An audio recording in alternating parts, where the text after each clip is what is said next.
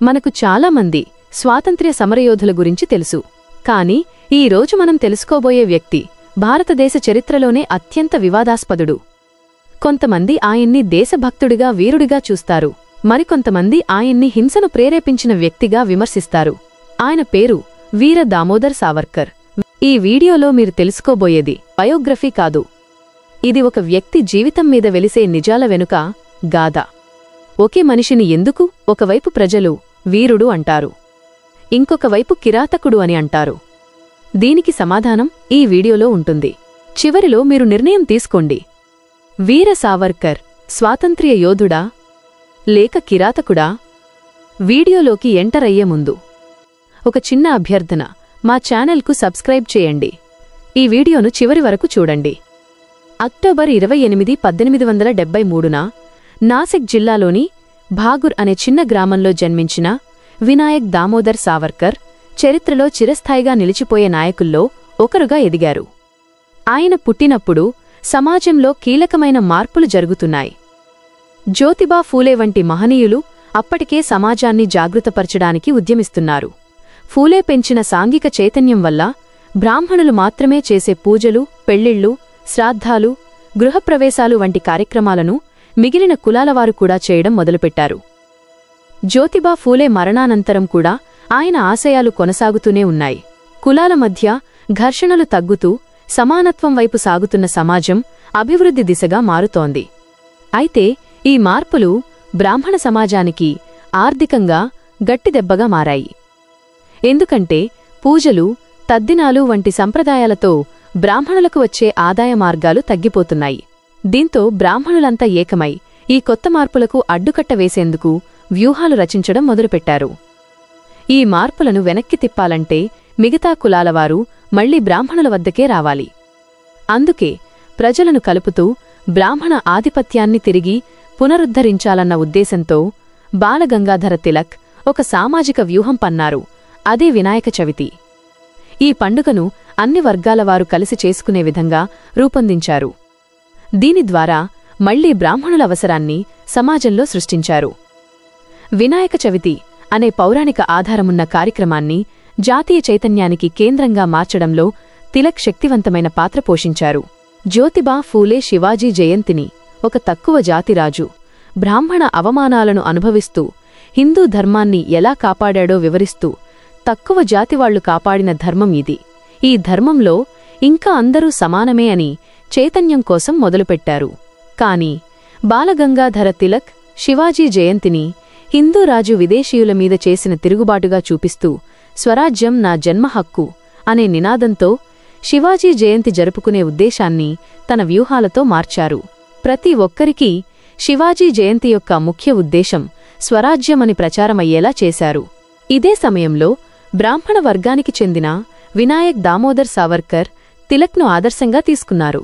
తిలక్ పాత్ర, వ్యూహాత్మకత సావర్కర్ను బాగా ఆకట్టుకున్నాయి. సామాజిక మార్పులకు వ్యతిరేకంగా హిందుత్వ పరిరక్షణకు బ్రాహ్మణాధిపత్యం అవసరమన్న భావన వారిలో బలపడింది. ఇదే సావర్కర్ అభివృద్ధికి మౌలికంగా మారిన దృక్పథం. సావర్కర్ చిన్ననాటినుంచే విద్యపై, దేశభక్తిపై అపారమైన ఆసక్తి చూపేవారు. ఆయన తండ్రి దామోదర్ పంత్ చిన్న వయసులోనే మృతి చెందడంతో అన్న సుబ్రాయన్ పంత్ చూసుకున్నారు. బాల్యంలోనే తిలక్ గారి రచనలు చదివి దేశాన్ని బ్రిటిష్ చేతుల నుండి విముక్తి చేయాలన్న తపన వారిలో బలంగా ఏర్పడింది. పాఠశాలలో చదువుతున్న సమయంలోనే సావర్కర్కు వేదాలు, ఉపనిషత్తులు, పురాణాలపై ఆసక్తి పెరిగింది. పక్కనే ఉన్న సామాజిక విప్లవాలను గమనిస్తూ స్వాతంత్ర్యయోధుడిగా మారాలన్న సంకల్పం పెరిగింది. వయసు పెరిగే కొద్దీ బ్రిటిష్ పాలన మీద నిగ్రహం కోల్పోయిన యువకులలో సావర్కర్ ప్రముఖుడయ్యాడు. ఆయన్ను మితభాషులు కాదు, తిలక్ వంటి అగ్నివేశులు ఆకర్షించారు. తిలక్ జాతీయవాదానికి, మిలిటెంట్ ఆక్రమకర దారిని చూపుతూ స్వరాజ్యం నా హక్కు, అది నేను సాధించకుండా ఊరుకోను అనే నినాదంతో యువతలో దేశభక్తిని రగిలించేవారు. ఈ తిలక్ భావజాలమే సావర్కర్ను విప్లవ మార్గంలో నడిపించిందని చెప్పుకోవచ్చు. 1899లో సావర్కర్ మిత్రమేళా అనే యువకుల సంఘాన్ని స్థాపించారు. ఇది తరువాత 1906లో అభినవ భారత్ అనే పేరుతో మారింది. ఈ సంస్థ తిలక్ ప్రభావంతో ఏర్పడినది. తిలక్ గారు యువతలో జాతీయత భావాన్ని, బ్రిటిష్ రాజ్యంపై తిరుగుబాటు పిలుపుని ప్రేరేపించినట్లే అభినవ భారత్ కూడా అదే లక్ష్యంతో ముందుకు సాగింది. తిలక్ను గురువుగా భావించిన సావర్కర్ ఆయన భావాల్ని అనుసరించడంలో ఏమాత్రం వెనుకాడలేదు. పూణెలో ఫెర్గూసన్ కాలేజీలో చదువుతున్నప్పుడు స్వదేశీ ఉద్యమాల్లో చురుకుగా పాల్గొన్నారు. ఆయన రచించిన దేశభక్తి కవితలు యువతను ఉత్తేజింపజేశాయి. 1905లో బెంగాల్ విభజనను నిరసిస్తూ సావర్కర్ పూణెలో విదేశీ బట్టల దహనాన్ని నిర్వహించారు. ఈ సంఘటనకు తిలక్ స్వయంగా హాజరై సావర్కర్ను అభినందించారు. ఇది వారి మధ్య ఉన్న ఆంతరంగిక స్నేహాన్ని, ఉమ్మడి లక్ష్యాన్ని వెల్లడించింది. అంతేకాకుండా తిలక్ ప్రేరేపించిన గణేష్ ఉత్సవ్ మరియు శివాజీ ఉత్సవ్ లాంటి పండుగలను సావర్కర్ తన ప్రదేశాలలో విజయవంతంగా నిర్వహించి ప్రజల్లో జాతీయత చైతన్యం కలిగించడంలో కీలక పాత్ర పోషించారు. హిందూ గర్వాన్ని, ప్రాచీన భారత మహత్తును గుర్తుచేసేలా ఈ పండుగలు ప్రజల్లో ఉద్యమానికి బీజం వేశాయి. తిలక్ గారు సావర్కర్ ప్రతిభను ఎంతో ముందుగానే గుర్తించారు. 1906లో తిలక్ తనే స్వయంగా సిఫార్సు చేసి శివాజీ స్కాలర్షిప్ కోసం సావర్కర్ను ఎంపిక చేయించారు. ఈ స్కాలర్షిప్ సావర్కర్కు లండన్లో లా చదవడానికి మార్గం వేసింది. ఇదే ఆయన జీవితానికే కీలక మలుపు. లండన్ ప్రయాణం ఆయన ఆలోచనలకు విశ్వదృష్టిని తెచ్చింది. అక్కడ ఇండియా హౌస్ అనే గృహంలో నివసిస్తూ భారత యువతను విప్లవ మార్గంలో నడిపించే ఉద్యమానికి కేంద్రబిందువుగా మారారు. గారు సెప్పే మాజ్జిని, గారిబాల్డి వంటి ఇటలీ విప్లవకారుల భావాలు ఆయనను మేధాస్థాయిలో ఆకర్షించాయి. 1906 నుండి 1910 మధ్య బ్రిటిష్ ప్రభుత్వానికి వ్యతిరేకంగా సాహసోపేతమైన, విప్లవాత్మక, మేధోపరమైన కార్యకలాపాలకు ఒక ప్రధాన కేంద్రంగా మారింది. ఈ కేంద్రం నుంచి ఉద్భవించిన ప్రముఖ వ్యక్తులలో వినాయక దామోదర్ సావర్కర్ ఒకరు. ఒక సందర్భంలో మహాత్మాగాంధీ లండన్లో న్యాయవాద విద్యనభ్యసిస్తున్న యువకుడిగా ఇండియా హౌస్ను సందర్శించారు. అప్పటికే అహింసా సిద్ధాంతంపై ప్రయోగాలు చేస్తున్న గాంధీ సావర్కర్ యొక్క మిలిటెంట్ విప్లవాత్మక దృక్పథానికి భిన్నమైన ఆలోచనలు కలిగి ఉన్నారు. ఇదే ఇండియా హౌస్లో సావర్కర్, గాంధీ మధ్య తొలి వాదోపవాదం మొదలైంది. బ్రిటిష్ పాలన నుండి భారతదేశాన్ని విముక్తం చేయడానికి మిలిటెంట్ విప్లవం అవసరమని సావర్కర్ గట్టిగా నమ్మారు. దీనికి విరుద్ధంగా గాంధీ అహింస, సత్యాగ్రహం మార్గాలను ప్రామాణికంగా విశ్వసించారు. ఒక సందర్భంలో ఇండియా హౌస్లో విందు ఏర్పాటు చేయబడింది. ఈ విందులో సావర్కర్ స్వయంగా వండిన మటన్ కర్రీ కూడా ఉంది. అప్పటికే మాంసాహారాన్ని విడిచిపెట్టిన గాంధీ ఆహారానికి నిరాకరించారు. అప్పుడే సావర్కర్ గాంధీతో అన్న మాటలు చరిత్రలో నిలిచిపోయాయి. నీవు మటన్ తినలేదని దేవుడే నిన్ను భారత స్వాతంత్ర్యాన్ని రక్షించగల యోధుడిగా మారుస్తాడని నీవు నమ్ముతున్నావా? ఈ మాటలు కేవలం ఒక అభిప్రాయ ఘర్షణ మాత్రమే కాదు, భారతదేశ భవిష్యత్తుకు సంబంధించి రెండు విభిన్న మార్గాల మధ్య మొదటి స్పష్టమైన విభేదాన్ని సూచించాయి. ఈ సంభాషణ విన్న ప్రతి ఒక్కరికీ సావర్కర్ గాంధీలాగా మాంసాహారాన్ని త్యజించలేదని అర్థమైంది. మాంసాహారంపై సావర్కర్ అభిప్రాయం చాలా స్పష్టంగా ఉండేది.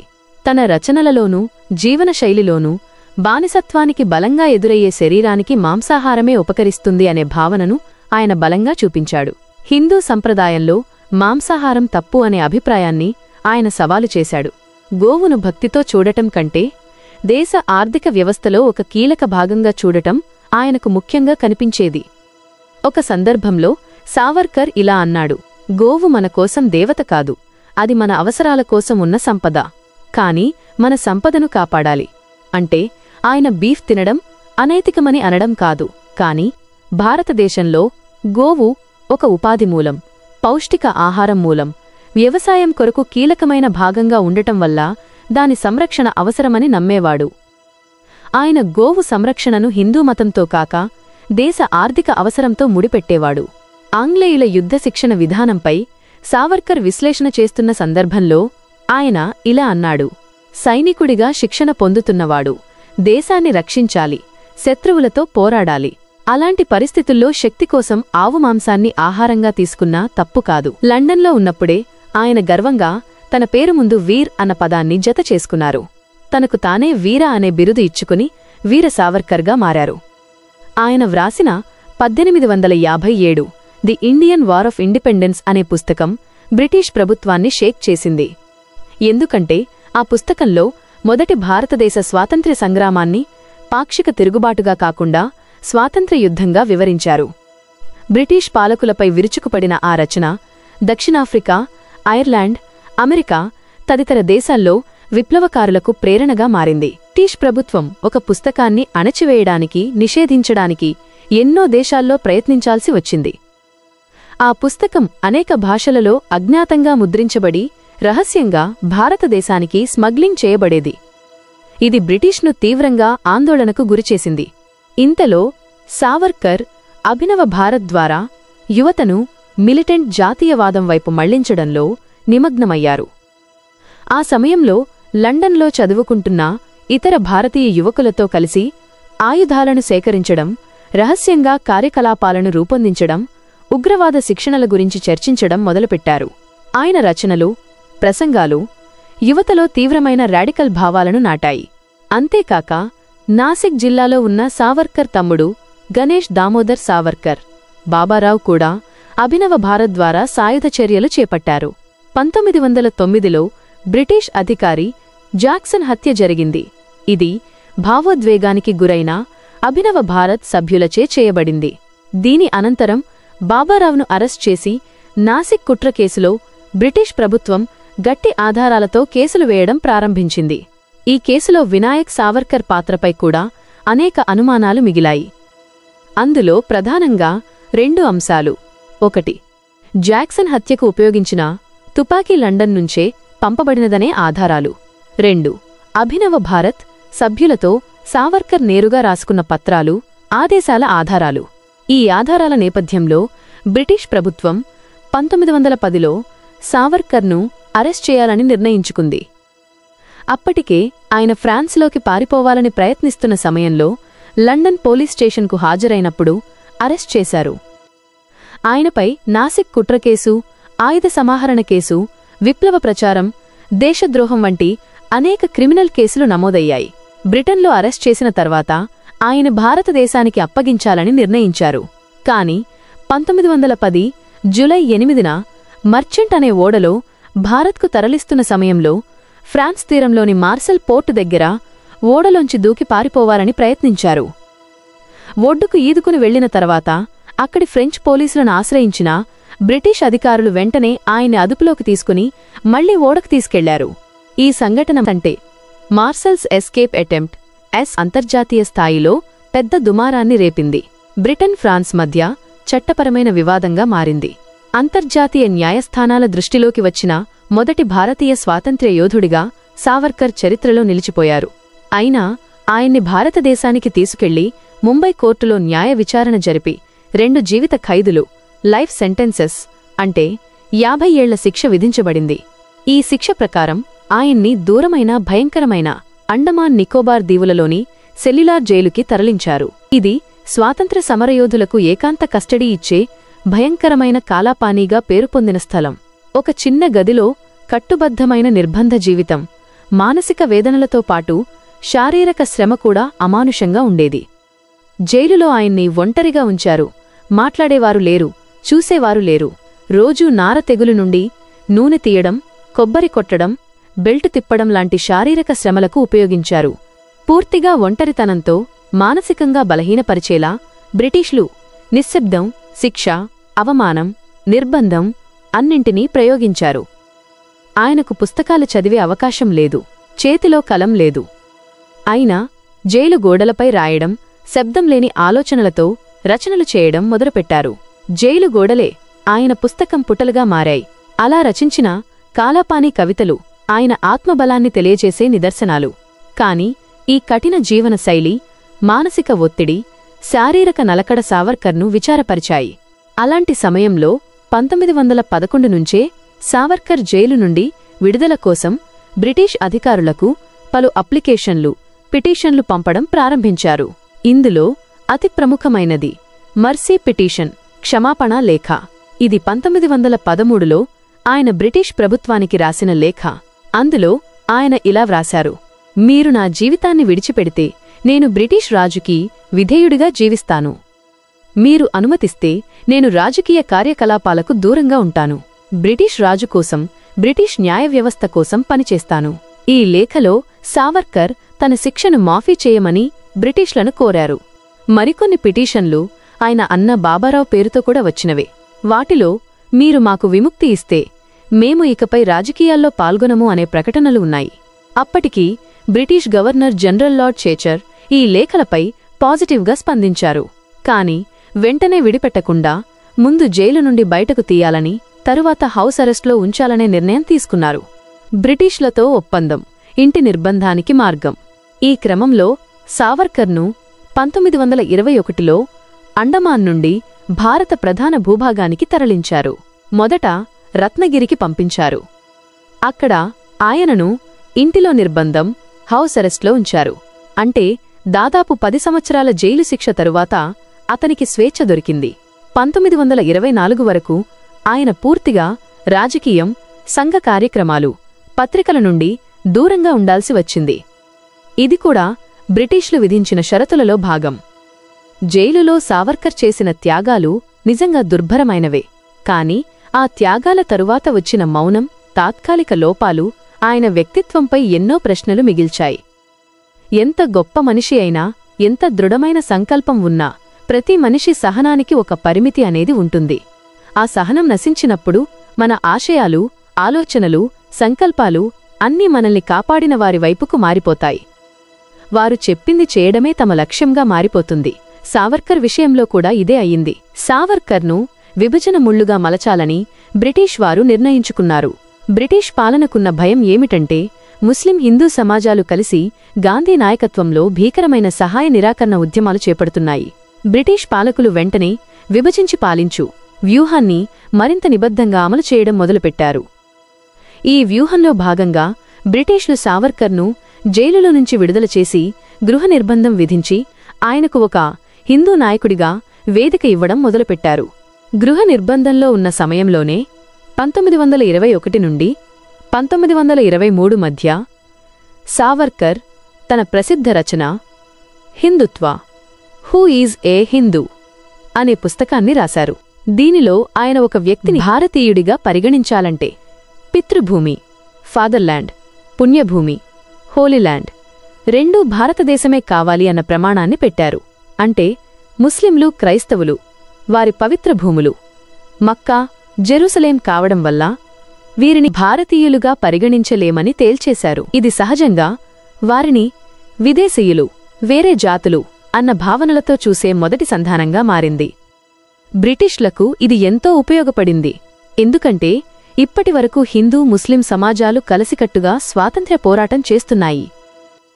కాని సావర్కర్ పుస్తకాల ద్వారా ఈ రెండు సమాజాల మధ్య విశ్వాసం పోయింది. ప్రత్యేకంగా ముస్లింల పట్ల ఒక ద్వేష భావన చురకగా వ్యాపించడంలో పితృభూమి వర్సెస్ విదేశీయులు అనే భావజాలం కీలకంగా మారింది. సావర్కర్ సాంఘిక చరిత్రను తిరగరాయడానికి ప్రయత్నించాడు. తన గురువైన బాలగంగాధర్ తిలక్ ఎలా అయితే జ్యోతిబా ఫూలే శివాజీ జయంతి యొక్క సారాంశాన్ని మార్చారో సావర్కర్ కూడా అదేవిధంగా. తన ప్రసిద్ధ రచన హిందూపద్ పాదషాహీలో శివాజీ మొదటి భార్య శైవదేవి ఓ దళిత స్త్రీ, ఆమె కుమారుడే సంభాజీ. కాని ఈ నిజం బ్రాహ్మణ ఆధిపత్యాన్ని మళ్లీ స్థాపించాలనుకునే హిందుత్వవాదులకు అసహ్యంగా అనిపించింది. తన గురువైన బాలగంగాధర్ తిలక్ ఎలా అయితే జ్యోతిబా ఫూలే శివాజీ జయంతి యొక్క సారాంశాన్ని మార్చారో సావర్కర్ కూడా అదేవిధంగా. తన ప్రసిద్ధ రచన హిందూపద్ పాదషాహీలో సంభాజీని సావర్కర్ ఈ విధంగా వర్ణించాడు: అతడు తాగుబోతూ, తిరుగుబోతూ, స్త్రీల బానిస, శాస్త్రవిద్య లేకుండా, పరిపాలనలో అశక్తుడు. సంభాజీ పాలనలో హిందూ సామ్రాజ్యం క్షీణించింది. అవును, ఇది రాసింది వేరెవడో కాదు, హిందుత్వ భావజాలానికి స్థాపకుడిగా పేరొందిన వినాయక్ దామోదర్ సావర్కరే. సావర్కర్ వాదం ప్రకారం సంభాజీ తండ్రి శివాజీలాంటి సంస్కారవంతుణ్ణి అనుసరించలేకపోయాడు. అతడు అనైతిక జీవితం గడిపాడు, పాలనలో అసమర్థుడయ్యాడు. శివాజీకి బ్రాహ్మణ స్త్రీ అయిన సుయోరబాయికి పుట్టిన రాజారాం మరియు పీష్వా బ్రాహ్మణ రాజ్యాన్ని సావర్కర్ శుద్ధ హిందూ రాజ్యంగా పేర్కొనగా సంభాజీ పాలనను నాశనానికి దారితీసిన ఒక దుష్పరిణామంగా చూపించాడు. ఇక ఆర్ఎస్ఎస్ వ్యవస్థాపకులైన మాధవ్ గోల్వాల్కర్ వంటివారు కూడా అదే దారిలో నడిచారు. తన బంచ్ ఆఫ్ థాట్స్ పుస్తకంలో 1966 గోల్వాల్కర్ సంభాజీని మరింత కిందకి లాగేలా వర్ణించాడు: 378వ పేజీలో ఆయన ఇలా రాశాడు: సంభాజీ పాలనలో రాజ్యం క్షీణించింది. అతను మద్యం, స్త్రీలకు బానిసగా మారాడు. నిజమైన నాయకత్వం బ్రాహ్మణ రక్తానికి మాత్రమే సాధ్యం. ఇలా శివాజీని బ్రాహ్మణ వర్గానికి దగ్గరగా మార్చే ప్రయత్నంలో దళిత చరిత్రను మసకబారుస్తూ సంభాజీని ఒక తాగుబోతుగా, తిరుగుబోతుగా, అసక్తుడిగా చిత్రించారు. వీటికి ఆధారంగా చిట్నీస్ బఖర్ 1810-11 అనే రచనలో ఉంది. ఈ బఖర్ ప్రకారం సంభాజీ ఒక బ్రాహ్మణ స్త్రీపై అత్యాచారం చేశాడని, ఆమె తన గౌరవాన్ని కాపాడుకోవడానికి ఆత్మహత్య చేసుకుందని మెన్షన్ చేస్తూ సంభాజీని కామాంధుడిగా వర్ణిస్తూ విమర్శించారు.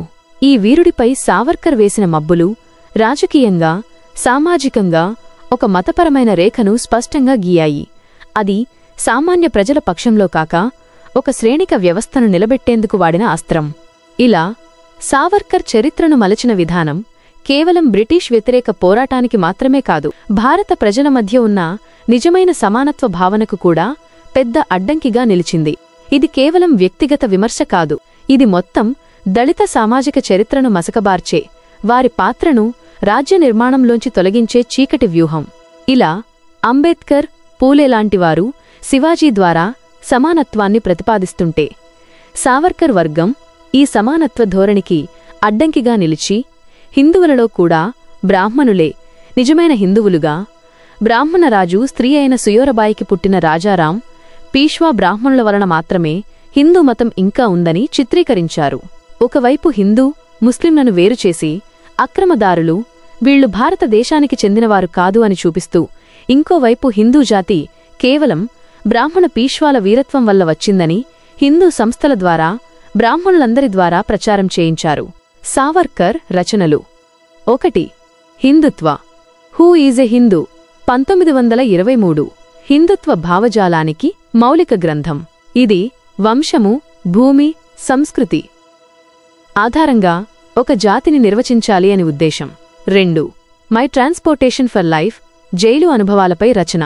ఇందులో ఆయన భావజాలంలో చోటు చేసుకున్న మార్పుల సంకేతాలు ఉంటాయి. 3. 6 గ్లోరియస్ ఎపోక్స్ ఆఫ్ ఇండియన్ హిస్టరీ. భారత చరిత్రలో హిందువులు, ముస్లింలతో పోరాడిన చరిత్రను గౌరవంగా, పరాక్రమంగా చూపించే ప్రయత్నం. దీనిలో ముస్లింలను ఆక్రమణదారులు, కసాయిలు వంటి పదాలతో వర్ణించారు. 4. ఎసెన్షియల్స్ ఆఫ్ హిందుత్వ. హిందుత్వ భావనను రాజకీయ పటంలో స్థిరపరిచే మరొక రచన. ఈ రచనల ఫలితంగా ముస్లింలు భారతదేశానికి చెందినవాళ్లు కాదు, వారు భారత్ను పూజించలేరు, కాబట్టి విశ్వసనీయులు కారు అనే భావజాలం జనాల్లో వ్యాపించసాగింది.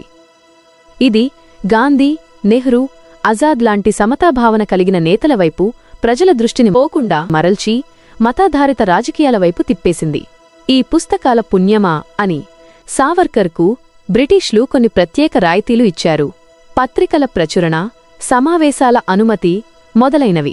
ఆయనకు 1937లో హిందూ మహాసభ అధ్యక్ష పదవిని ఇవ్వడంతో బ్రిటిష్ల వ్యూహానికి మరింత బలం చేకూరింది. అదే సమయంలో గాంధీ మతసామరస్యానికి ఎదురుదిశగా సావర్కర్ హిందూ మతాన్ని ఒక రాజకీయ ఆయుధంగా మలచడం ప్రారంభించారు. చరిత్రలో 1921 నుంచి 1940 మధ్యకాలం ఒక ఉద్వేగభరితమైన, రక్తపాతం కమ్ముకున్న దుఃఖయుగంగా నిలిచింది. స్వాతంత్ర్య సమరం శిఖరానికి చేరుతున్న తరుణంలో మతపరమైన చిచ్చులు వేడెక్కుతున్నాయి. గాంధీజీ, మౌలానా ఆజాద్, ఖాన్, అబ్దుల్ గఫార్ ఖాన్ వంటి నాయకులు అహింసా మార్గాన్ని పట్టుకుని హిందూ ముస్లిం ఐక్యత కోసం శాంతి సభలను నిర్వహిస్తూ ఉన్నప్పటికీ సమాజాన్ని చీల్చే ఆలోచనలు ఇంకొక వైపు శక్తిగా ఎదుగుతున్నాయి మరియు మత సహిష్ణుత పట్ల నిష్కర్షత చూపుతూ దేశాన్ని మత ప్రాతిపదికన విడదీయాలన్న భావజాలానికి బలమిచ్చింది. ఈ కాలంలో హిందూ మహాసభ పునరుద్ధరణకు సావర్కర్ కీలకమయ్యారు. ఆయన నేతృత్వంలో హిందూ మహాసభ, కాంగ్రెస్ నిర్వహించిన శాంతి సభలను వెల్లువల్లా మాటలు అని విమర్శిస్తూ హిందువులు తమ క్షమాశీలత వల్లే బలవంతులైన ముస్లింల చేతిలో చనిపోతున్నారని ప్రచారం మొదలుపెట్టారు. పలు ప్రాంతాలలో ఖిలాఫత్ ఉద్యమానంతరం మలబార్, బెంగాల్, యూపీ, బీహార్ మొదలైన చోట్ల బలవంతపు మతాంతరాలు, హింస, అల్లర్లు జరుగుతున్న వేళ సావర్కర్ వర్గం ఈ ఉదంతాలను హిందూ జాతిమీద దాడిగా చిత్రిస్తూ ముస్లింల పట్ల ద్వేషాన్ని వ్యాప్తి చేశారు. 1924లో కోహాట్ అల్లర్లు, 1926లో కలకత్తా, 1931లో కాన్పూర్, 1938లో బొంబాయి, 1940లో అహ్మదాబాద్. ఇలా ప్రాణాలు పోయిన సంఘటనలు లెక్కలేనంతగా ఉన్నా ఇది కేవలం తాత్కాలిక రక్తపాతంగా నిలబడలేదు. ప్రతి అల్లరి తర్వాత ఒక రాజకీయ హక్కుగా హిందుత్వవాదాన్ని బలోపేతం చేయడమే లక్ష్యంగా మారింది. చాలా చోట్ల హిందూ యువత సంఘటితమై ఖడ్గయుద్ధాలకు సిద్ధమయ్యారు. మసీదులు ధ్వంసమయ్యాయి. ఒకచోట హిందువులను చంపారంటే ఇంకోచోట ప్రతీకారంగా ముస్లింలను చంపారు. పలు ప్రాంతాల్లో బ్రిటిష్ వారే ఈ మత వివాదాలను ప్రోత్సహిస్తూ డివైడ్ అండ్ రూల్ విధానాన్ని అమలు చేశారు. సావర్కర్ వర్గం కూడా ఈ వ్యూహానికి తెలిసి అండగా నిలిచి మత విభజనను గట్టి చాకచక్యంతో వాడుకున్నారు. ఈ కాలంలో కాంగ్రెస్ ఏర్పాటు చేసిన రౌండ్ టేబుల్ సమావేశాలు, జాతీయ గాంధీయ ఉద్యమాలు, ఆల్ పార్టీ కాన్ఫరెన్స్లు ఇవన్నీ మత ఐక్యత సాధించేందుకు కృషి చేసినా అవి సావర్కర్ వాదానికి ఎదురుగానే నిలిచాయి. సావర్కర్ అనుచరులు చర్చలకు భంగం కలిగిస్తూ, దాడులకు దిగుతూ చివరికి దేశాన్ని మతాల వారీగా విడదీయడానికి కాస్త ఆసరా దొరకగానే దేశభక్తిని మతభక్తిగా మార్చే ప్రయత్నంలో గెలిచారు. బ్రిటిష్ వ్యతిరేక సభలు సావర్కర్ వాదుల వ్యూహం. సాధారణంగా శాంతియుతంగా జరిగే సభలు లేదా సమావేశాలపై బ్రిటిష్ ప్రభుత్వం లాఠీచార్జ్ చేస్తే ఆ వార్తాపత్రికల ద్వారా ప్రపంచానికి తెలిసిపోతుంది. అప్పుడు బ్రిటిష్ ప్రభుత్వ క్రూరత్వంపై ప్రజల నుంచి అంతర్జాతీయంగా తీవ్ర వ్యతిరేకత వస్తుంది. ఇలాంటి పరిస్థితులను నివారించడానికి బ్రిటిష్ వారు సాధారణంగా వెనుకాడేవారు.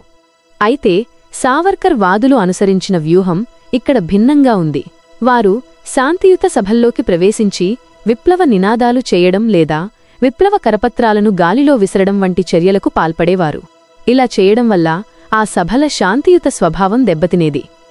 ఈ చర్యల వల్ల బ్రిటిష్ వారికి లాఠీచార్జ్ చేయడానికి ఒక సాకు లభించేది. ఎందుకంటే ప్రజలు హింసకు లేదా తిరుగుబాటుకు ప్రేరేపిస్తున్నారని, శాంతి భద్రతలకు విఘాతం కలిగిస్తున్నారని బ్రిటిష్ ప్రభుత్వం వాదించేది. ఇలాంటి సందర్భాల్లో లాఠీచార్జ్ చేసినా దాన్ని ప్రజలు, పత్రికలు సమర్థించే అవకాశం ఉందని సావర్కర్ వాదులు శాంతియుత సభల్లో విప్లవ చర్యలకు పాల్పడటం ద్వారా బ్రిటిష్ వారికి లాఠీచార్జ్ చేయడానికి ఒక చట్టబద్ధమైన కారణాన్ని అందించేవారు.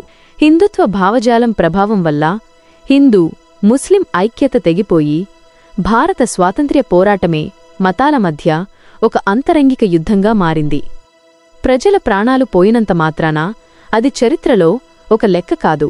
కాని రాజకీయ వ్యూహాల కోసం ప్రాణాలు ధారపోసిన దృశ్యాలు మాత్రం దేశభక్తి పేరుతో మలుపులు తిరిగిన చీకటి భాగాలవుతాయి. సావర్కర్ రచించిన హిందుత్వ పుస్తకం ద్వారా మాతృభూమి మరియు పుణ్యభూమి ఒకటే అయినవారికే ఈ దేశమనే నినాదం ఉద్భవించింది. ఈ నినాదం ముస్లింలను విదేశీయులుగా, అక్రమదారులుగా చిత్రీకరించి వారికి ఈ దేశంతో సంబంధం లేదని ప్రచారం చేయడంతో హిందూ ముస్లింల మధ్య వైరుధ్యాలు పెరిగాయి. దీని ఫలితంగా ముస్లింలు తమకు ప్రత్యేక ముస్లిం కేంద్రీకృత పాలిత ప్రాంతాలు కావాలని కోరడం మొదలుపెట్టారు. 1930లో కవి మరియు తత్వవేత్త అయిన అల్లామా ఇక్బాల్ అలహాబాద్ సమావేశంలో ముస్లిం ఆధిపత్య ప్రాంతాల కోసం స్వయం ప్రతిపత్తిగల రాష్ట్రం గురించి సూచించాడు. 1933లో చౌదరీ రహమత్ అలీ తన నౌ ఆర్ నెవర్ అనే కరపత్రంలో భారతదేశంలోని ముస్లిం ఆధిపత్య ప్రాంతాలను పంజాబ్, ఆఫ్ఘన్ ప్రావిన్స్, కాశ్మీర్, సింధ్, బలూచిస్తాన్ కలిపి పాకిస్తాన్ అనే ప్రత్యేక దేశం ఏర్పాటు చేయాలని ప్రతిపాదించాడు. 1940లో మహమ్మద్ అలీ జిన్నా పాకిస్తాన్ డిమాండ్ చేశాడు. గాంధీ, నెహ్రూ ప్రయత్నించిన మతసామరస్య వాతావరణం పటాపంచలైంది. మతపరమైన శక్తులు రెండు వైపులా పెరిగిపోయాయి. ఇందులో సావర్కర్ సిద్ధాంతాలు ఒక ప్రధాన కారకంగా మారాయి. క్విట్ ఇండియా ఉద్యమం 1942 భారతదేశ స్వాతంత్ర్య పోరాటంలో ఒక ముఖ్యమైన ఘట్టం. మహాత్మాగాంధీ నాయకత్వంలో భారత జాతీయ కాంగ్రెస్ బ్రిటిష్ పాలనను తక్షణమే అంతం చేయాలని పిలుపునిచ్చింది. అయితే కొన్ని రాజకీయ సమూహాలు, ముఖ్యంగా సావర్కర్ నాయకత్వంలోని హిందూ మహాసభ ఈ ఉద్యమాన్ని వ్యతిరేకించాయి. రెండవ ప్రపంచ యుద్ధం జరుగుతున్నందున బ్రిటిష్ వారికి వ్యతిరేకంగా ఉద్యమం చేయడం భారతదేశ భద్రతకు ప్రమాదకరమని హిందూ మహాసభ వాదించింది. యుద్ధ సమయంలో బ్రిటిష్ వారికి మద్దతివ్వడం ద్వారా బ్రిటిష్ వారు మనకు స్వయంగా స్వాతంత్ర్యమిచ్చే అవకాశం ఉందని వాదిస్తూ ప్రచారం చేయడం మొదలుపెట్టారు. Savarkar stick to your posts మీ పోస్టులకు అతుక్కుపోండి అనే పేరుతో ఒక ప్రకటన విడుదల చేశారు. దీనిలో హిందూ మహాసభ సభ్యులు, అలాగే స్థానిక సంస్థలు, శాసనసభలు లేదా సైన్యంలో పనిచేస్తున్న హిందువులు ఎవరు క్విట్ ఇండియా ఉద్యమంలో పాల్గొనవద్దని, తమ పదవుల్లోనే కొనసాగాలని ఆదేశించారు. కాంగ్రెస్ ప్రారంభించిన ఈ ఉద్యమం హిందువుల ప్రయోజనాలకు, దేశ సమగ్రతకు హానికరం అని సావర్కర్ విమర్శించారు. బెంగాల్లోని హిందూ మహాసభ నాయకుడు శ్యామా ప్రసాద్ ముఖర్జీ బ్రిటిష్ ప్రభుత్వానికి లేఖ రాశారు. కాంగ్రెస్ క్విట్ ఇండియా పిలుపునిస్తే దానికి ఎలా ప్రతిస్పందించాలో సూచించారు. రాష్ట్రీయ స్వయంసేవక్ సంఘ్ ఆర్ఎస్ఎస్ కూడా క్విట్ ఇండియా ఉద్యమం నుంచి దూరంగా ఉంది. వారి నాయకులు, ముఖ్యంగా ఎంఎస్ గోల్వాల్కర్, ఈ ఉద్యమంలో పాల్గొనలేదు. క్విట్ ఇండియా ఉద్యమాన్ని వ్యతిరేకించిన ఇతర వర్గాలు, ప్రిన్సిలీ స్టేట్స్ రాజులు, చాలామంది సంస్థానాధీశులు బ్రిటిష్ ప్రభుత్వానికి మద్దతిచ్చారు మరియు క్విట్ ఇండియా ఉద్యమానికి వ్యతిరేకంగా ఉన్నారు. ముస్లిం లీగ్, బ్రిటిష్ వారు భారతదేశాన్ని విభజించకుండా వదిలివెళితే ముస్లింలు హిందువులచే అణచివేయబడతారని భావించి ముస్లిం లీగ్ ఈ ఉద్యమాన్ని వ్యతిరేకించింది. రాజగోపాలాచారి కాంగ్రెస్ నాయకుడైనప్పటికీ తక్షణ స్వాతంత్ర్యానికి మద్దతుగా లేరు మరియు ఈ విషయంలో కాంగ్రెస్ నుండి రాజీనామా చేశారు. ఈ వర్గాలన్నీ క్విట్ ఇండియా ఉద్యమాన్ని వివిధ కారణాలతో వ్యతిరేకించి బ్రిటిష్ వారికి పరోక్షంగా లేదా ప్రత్యక్షంగా సహాయపడ్డాయి. సుభాష్ చంద్రబోస్ క్విట్ ఇండియా ఉద్యమాన్ని భారతదేశ విముక్తి కోసం గాంధీజీ చేపట్టిన ఒక బలమైన చర్యగా చూశారు. ఆయన స్వంత సాయుధ పోరాట వ్యూహాలకు భిన్నంగా ఉన్నప్పటికీ భారతదేశం లోపల జరుగుతున్న ఈ ఉద్యమం బ్రిటిష్ వారిపై ఒత్తిడిని పెంచుతుందని ఆయన గుర్తించారు. ఆగస్టు 1942లో క్విట్ ఇండియా ఉద్యమం ప్రారంభమైనప్పుడు సుభాష్ చంద్రబోస్ బెర్లిన్లో ఉన్నారు. సుభాష్ చంద్రబోస్ రెండవ ప్రపంచ యుద్ధాన్ని భారతదేశానికి స్వాతంత్ర్యం సాధించడానికి ఒక గొప్ప అవకాశంగా భావించారు. ఇంగ్లాండ్ కష్టం, భారతదేశానికి అవకాశం అని ఆయన పదే పదే నొక్కి చెప్పారు. ఈ సిద్ధాంతం క్విట్ ఇండియా ఉద్యమం యొక్క ప్రధాన లక్ష్యానికి దగ్గరగా ఉంది. ఇది బ్రిటిష్ వారు యుద్ధంలో ఉన్నప్పుడు వారిని భారతదేశం నుండి తరిమికొట్టాలని కోరింది. ఈ వార్త విన్నప్పుడు తన సన్నిహిత సహచరుడు సిఎన్ నంబియార్తో తాను గాంధీతో ఉండాలని వ్యాఖ్యానించినట్లు రికార్డు చేయబడింది. బెర్లిన్ నుండి ఆజాద్ హింద్ రేడియో సందేశంలో ఆయన మహాత్మాగాంధీ ప్రారంభించిన క్విట్ ఇండియా ఉద్యమాన్ని అహింసాత్మక గెరిల్లా యుద్ధం, నాన్ వైలెంట్ గెరిల్లా వార్ఫేర్ అని అభివర్ణించారు. భారతదేశం 1947లో స్వాతంత్ర్యం పొందిన తర్వాత దేశాన్ని ఏకం చేయడంలో గాంధీ, నెహ్రూ, అంబేద్కర్ వంటి నాయకులు ప్రజల మధ్య సౌభ్రాతృత్వాన్ని పెంపొందించడానికి ప్రయత్నించారు. సుభాష్ చంద్రబోస్, సర్దార్ వల్లభాయ్ పటేల్ వంటి నాయకులు దేశం ముక్కల కాకుండా రక్షించారు. మిగిలిన యోధులు, రాజకీయ నాయకులు తమ తమ అధికారాలతో ప్రజలకు న్యాయం జరిగేలా చూసుకున్నారు. అయితే ఇదే సమయంలో స్వాతంత్ర్యోద్యమంలో మొదటి తరం నేతలుగా ఉన్న కొందరికి, ముఖ్యంగా సావర్కర్కు ఈ మార్పులు కలవరపరిచాయి. ఆయన అనేక సభల్లో గాంధీపై తీవ్రమైన విమర్శలు చేసేవారు. దేశాన్ని విభజించిన ఘనత నెహ్రూ, గాంధీదే అని ప్రజల ముందు ఉగ్రంగా ప్రసంగించేవారు. ఆయన ఒక ప్రముఖ హిందుత్వ కార్యకర్త అయిన నాథరామ్ గాడ్సేకు చాలా దగ్గరయ్యారు. గాడ్సే ఒకప్పుడు ఆర్ఎస్ఎస్లో కూడా సభ్యుడు. ఇతను సావర్కర్ను తన నాయకుడిగా భావించేవాడు.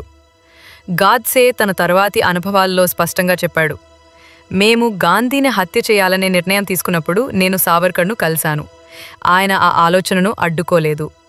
నాథరామ్ గాడ్సే మహాత్మా గాంధీని ఢిల్లీలోని బిర్లా భవన్లో హత్య చేశాడు. ఈ ఘటన దేశవ్యాప్తంగా పీడకలలా మారింది. పోలీసులు వెంటనే గాడ్సేను అరెస్ట్ చేశారు. విచారణలో గాడ్సేతో పాటు పలువురి పేర్లు బయటకొచ్చాయి. అందులో ఒకటి వినాయక్ దామోదర్ సావర్కర్. సావర్కర్పై ఆరోపణ ఈ హత్యకు మౌన సమ్మతిని ఇచ్చాడు, పరోక్షంగా ప్రోత్సహించాడు. కోర్టులో కీలకమైన సాక్ష్యము ఒక సావర్కర్ అనుచరుడైన దిగంబర్ బాడ్కే వలన వచ్చింది. అతని ప్రకారం గాడ్సే, మరో కుట్రదారుడు ఆప్టే ఇద్దరూ హత్యకు ముందు సావర్కర్ను కలిశారట. సావర్కర్ వారి ముందు గాంధీ చనిపోవాల్సిందే అన్నట్టు చెప్పారంట. కానీ ఇది కోర్టులో సాక్ష్యంగా నిలబడలేదు. గాడ్సే, సావర్కర్ మధ్య ఏం మాట్లాడారో రికార్డ్ చేయడానికి ఆధారాలు లేకపోయాయి. అప్పటి న్యాయస్థానం ప్రాసిక్యూషన్ ఇచ్చిన సాక్ష్యం తక్కువగా ఉంది అంటూ సావర్కర్ను నిర్దోషిగా విడుదల చేసింది. కాని న్యాయస్థానం ఆయనను నిర్దోషిగా ప్రకటించినా జనంలో మాత్రం అనుమానాలు, విరుద్ధ ధోరణులు సజీవంగానే ఉండిపోయాయి. స్వేచ్ఛ లభించినా ఆ స్వేచ్ఛకు ఒక అంటరానితనం అంటుకుంది. గాంధీజీ హత్య అనంతరం అప్పటి కేంద్ర ప్రభుత్వం రాష్ట్రీయ స్వయంసేవక్ సంఘ్ ఆర్ఎస్ఎస్పై నిషేధం విధించింది. ఆ క్లిష్ట సమయంలో సావర్కర్ ఆర్ఎస్ఎస్ను బహిరంగంగా సమర్థించారు. విచిత్రంగా ఆయన ఆర్ఎస్ఎస్లో అధికారికంగా చేరలేదు. అయినా ఆయన హిందుత్వ భావజాలం ఆర్ఎస్ఎస్ భావజాలంతో ఎంతగానో మమేకమై ఉండటంతో చాలామంది ఆయన్ను ఆర్ఎస్ఎస్కు ఒక మౌన గైడ్గా భావించారు. ఆయన ఆలోచనలు ఆర్ఎస్ఎస్కు ఒక అదృశ్య మార్గదర్శనం చేశాయని నమ్మేవారు. 1950వ దశకం తరువాత సావర్కర్ ఆరోగ్యం క్షీణించడం మొదలైంది. ఆయన రాజకీయ జీవితం కూడా ఎన్నో విమర్శల సుడిగుండంలో చిక్కుకుంది. ఆయన హిందుత్వ భావజాలానికి అనుగుణంగా కొన్ని రచనలు చేసినప్పటికీ ప్రజాజీవితంలో పెద్దగా పాల్గొనలేదు. 1960వ దశకంలో ముఖ్యంగా దళితులు మరియు ముస్లింలపై వ్యతిరేక వైఖరిని అవలంబించారనే ఆరోపణలతో ఆయనపై తీవ్ర విమర్శలు వెల్లువెత్తాయి. చివరికి 1964లో సావర్కర్ ఒక అసాధారణ నిర్ణయం తీసుకున్నారు. తనపై మిగిలిన వైద్య చికిత్సలను ఆయన తిరస్కరించారు. మరణాన్ని స్వచ్ఛందంగా ఆహ్వానించాలని నిశ్చయించుకున్నారు. 1966 ఫిబ్రవరి 26న ముంబైలో సావర్కర్ కన్నుమూశారు.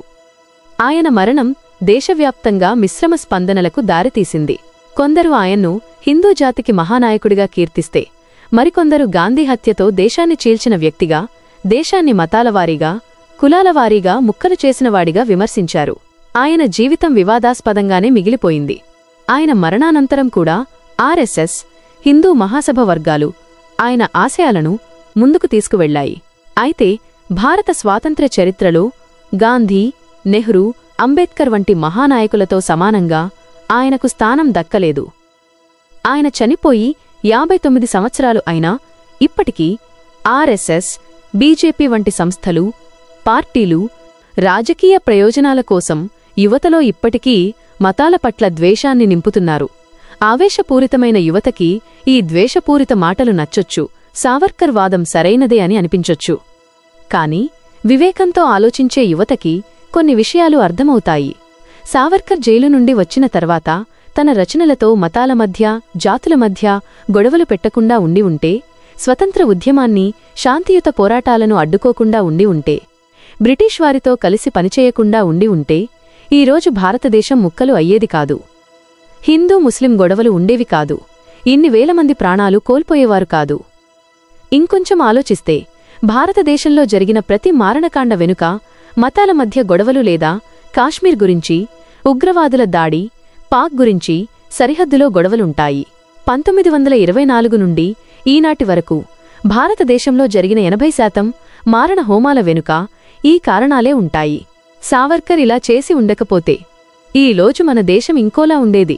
అభివృద్ధి చెందుతున్న దేశం నుండి అభివృద్ధి చెందిన దేశంగా మారి ఉండేది. కాని మన కర్మ ఏమిటంటే, స్వాతంత్ర్యం వచ్చి ఇన్ని సంవత్సరాలైనా ఇప్పటికీ ఈ సిద్ధాంతాలతో మతాల మధ్య గొడవలు పెట్టి రాజకీయాలు చేసే పార్టీలు ఇంకా ఉండటం. గతంలో జరిగినదాన్ని మనం మార్చలేము, కాని మన భవిష్యత్తులో మళ్లీ ఈ సావర్కర్ భావనలతో మారణహోమం జరగకుండా, మతాల మధ్య గొడవలవ్వకుండా, దేశం మళ్లీ ముక్కలవ్వకుండా కాపాడుకోవచ్చు. యువత మేల్కో, మన దేశాన్ని కాపాడుకో. ఇది నీ బాధ్యత, నీ కర్తవ్యం. సావర్కర్ చరిత్ర గురించి ఈ వీడియో నచ్చినట్లయితే లైక్, షేర్, సబ్స్క్రైబ్ చేసుకోండి.